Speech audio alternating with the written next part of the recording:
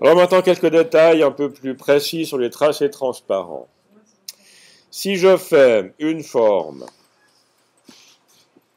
avec une couleur, une autre qui se chevauche avec une autre couleur,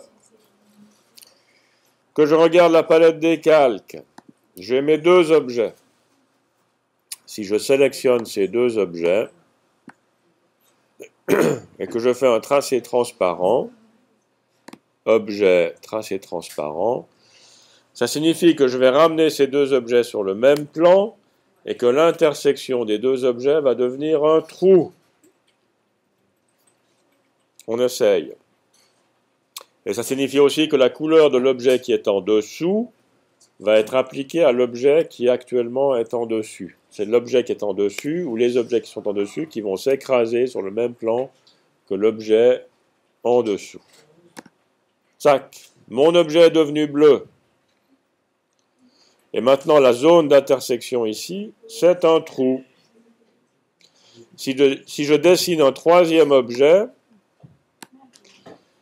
que je le mets d'une autre couleur, que je mets ce nouveau ovale dessous, je m'aperçois bien qu'à l'intersection des deux objets précédents, j'ai un trou. Sinon, j'aurais du blanc. Alors, à titre d'information, toutes les lettres de typographie sont construites de cette manière-là.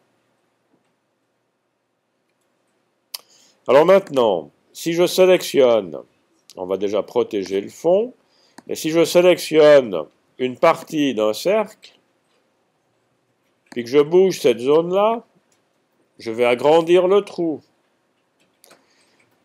Si je mets cette zone-là à côté,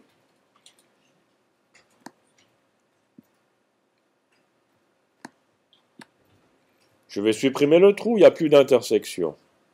Les objets sont juxtaposés. C'était le cas des trois objets avec le petit canard. J'avais trois éléments l'un à côté de l'autre qui n'étaient pas en superposition. Mais dès que je crée une superposition, l'intersection des deux objets devient un trou. Si je pousse mon intersection un petit peu plus loin, comme ceci, j'ai maintenant un objet qui est totalement à l'intérieur de l'autre.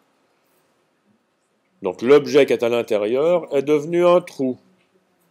Ce qui correspond à la manière dont les typos sont construites. Quand vous avez une lettre avec un trou, comme le O ou le A, ben la partie intérieure, c'est un tracé transparent. Autrement, vous ne pourriez pas mettre un fond coloré derrière.